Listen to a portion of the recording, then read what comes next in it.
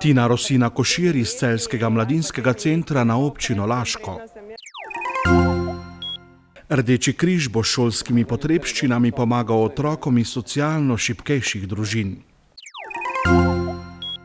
V Planetu Tuš začeli sklepno fazo prenove. Po zmagi v osmini finala pokala Celjani v ponedeljek proti Rudarju.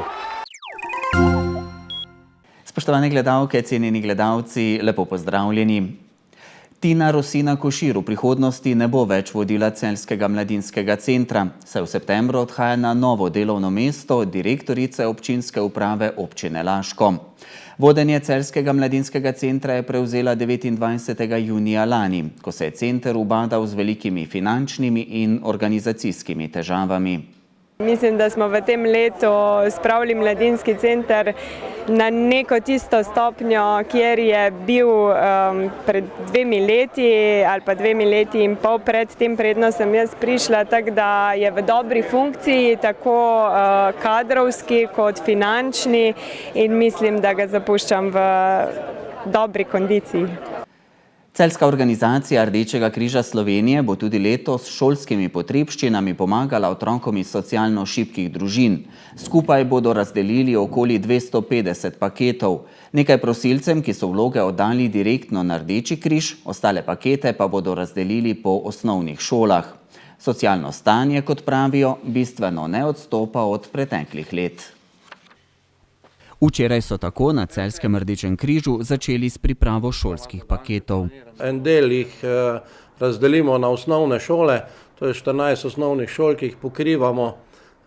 Tu potem damo v bistvu te osnovne šolske potrebščine, torbe, peresnice, zvezke, barvice, te različne vodene, tempera. Malo prilagajamo glede na razrede, kakšne so potrebe posameznih učencev.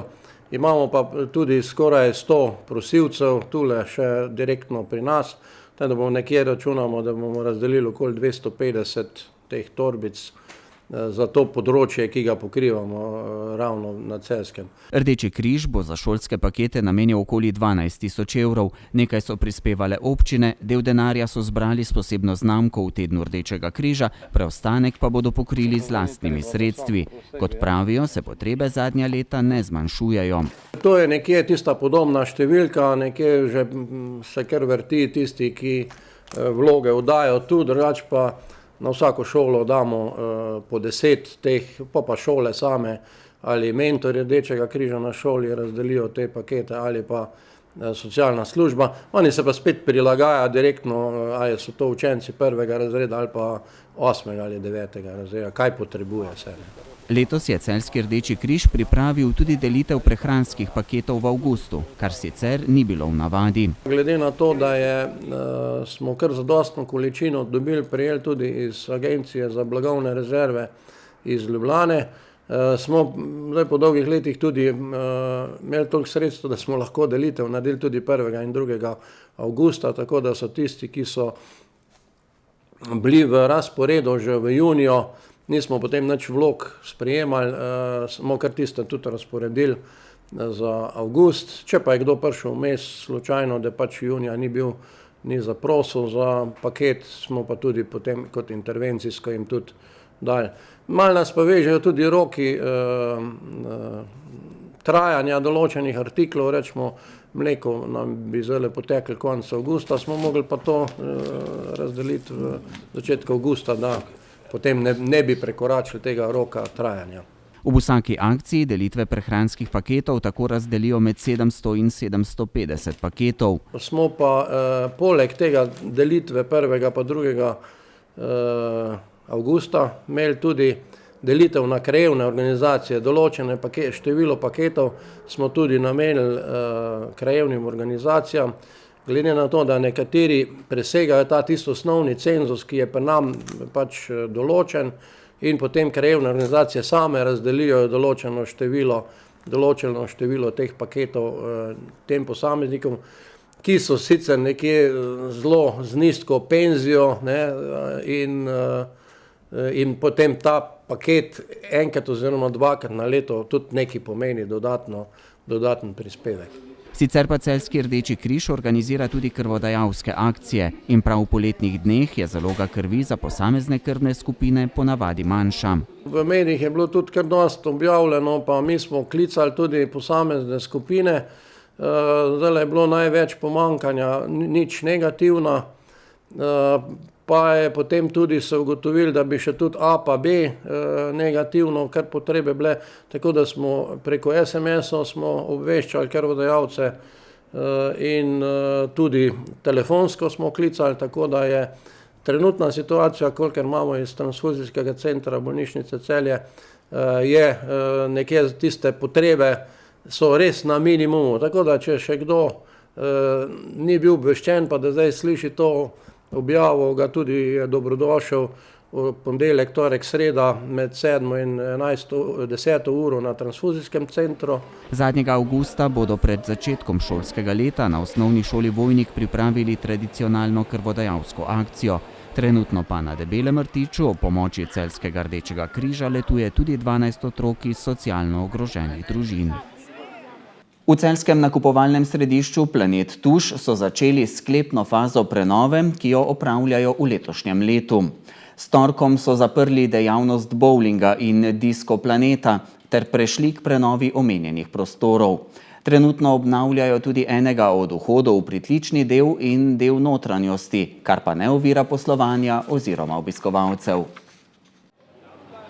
Prvi del prenove Celjskega Planeta Tuš se je zgodil kmalu po začetku tega leta. V Planetu Tuš Celje stremimo k tem, da imamo celotno ponudbo po meri naših kupcev. Tako smo se odločili že v začetku leta, da Planet Tuš popolnoma prenovimo. Nekaj faz je že mimo, med njimi tudi popolna prenova hipermarketa, ki se je v popolnoma novi luči pokazal v mesecu februarju. Odprli smo tudi novo pivnico in dodali kar nekaj novih vsebin. V teh dneh so pristopili k prenovi vsebine, ki je bila priljubljena predvsem pri mladih. Ta teden smo prenehali z dejavnostjo bowlinga in Disko Planeta, kamor bomo konec leta pripeljali popolnoma nove vsebine.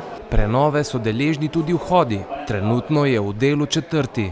Prenavljamo še tudi zadnji vhod na zahodu, kjer bomo tudi prilagodili celotno podobo celotnim ostalim vhodom, ki so že prenovljeni. Sedaj je na vrsti prenova notranjosti, kjer smo že po hodnikih se pridružili centralni avli in do konca leta se bomo potrudili, da Planet Tuš Celje pokažemo v popolnoma novi luči. Ali je v času prenove ostala ponudba morebiti kaj omejena? Potrudili smo se, da je celoten postopek prenove čim manj moteč, tako da naše obiskovalce to ne moti. Celotna ponudba obratuje nemoteno, potrudili pa se bomo, da bomo v novi podobi Planet Tuš Celje pokazali konec leta.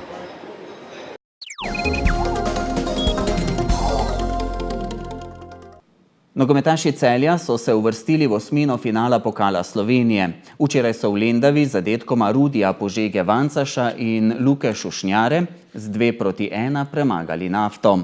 Celjane v ponedeljek v 6. krogu državnega prvenstva čaka gostovanje pri Rudarju iz Velenja. Pri povratniku v drugo ligo so Celjani oba svoja zadetka dosegli v prvem polčasu. Nafta je večino drugega dela odigrala z igralcem več in v 84 minuti znižala.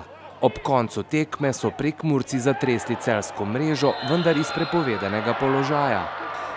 Dali 2 gola, lepa, ob tem imeli še nekaj šans. Potem po drugem polčasu pač ena situacija, v kateri bi naš igralec izključen. Sicer mislimo, da neupravičeno, ampak tako je. Tako da potem seveda z enim manj tudi Nafta, bom rekel, iskala svoje priložnosti. Mislim, da smo vseeno tekmo dobro kontrolirali do zadnjega dela. Imeli tudi še nekaj priložnosti, kjer bi lahko povišali prednost.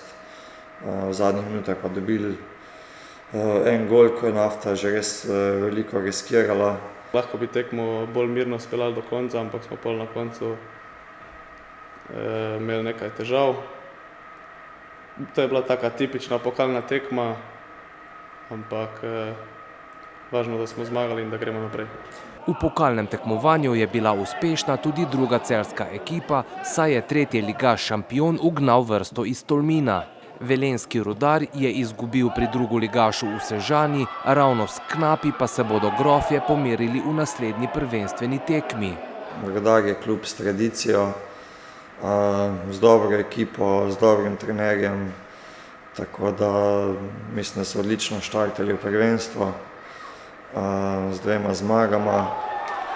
Naslednjih tekmah so sicer bili rezultatsko manj uspešni, pa tudi včeraj v pokalu, ampak v teh dneh nas čaka podrobna analiza, koliko smo pa do zdaj spremljali, pa igrajo dobro, tako da sigurno nas čaka težka tekma. Regionalni derbi bo na sporedu na malce manj običajen dan, in sicer v ponedeljek ob 20. uri v mestu Premogarjev.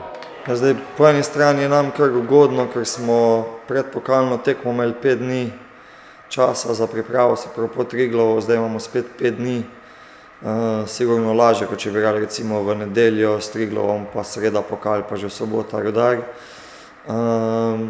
Drugače pa seveda ponedeljek zvečer, zdaj sigurno nismo navajeni teh terminov, ampak včasih se zgodijo kakšne specifične tekme. To je nogomet, igra se ga vseh 7 dni v tednu, v vseh urah, tako da na koncu je treba takrat, ko je tekma, biti prav.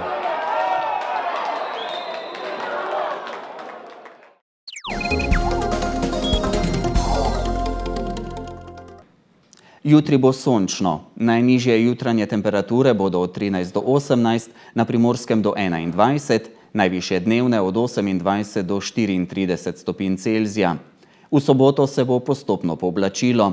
Popoldne se bodo začele pojavljati plohe in nevihte, ki se bodo nadaljevale tudi v noč na nedeljo.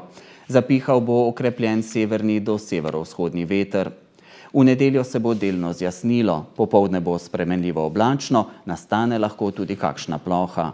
Pihal bo severno-vzhodni veter, na Primorskem bo zmerna burja, hladneje bo. To so bili dogodki dneva. Hvala za pozornost, prijeten preostanek večera in bodite v naši družbi tudi jutri ob 18:30. Nasvidenje.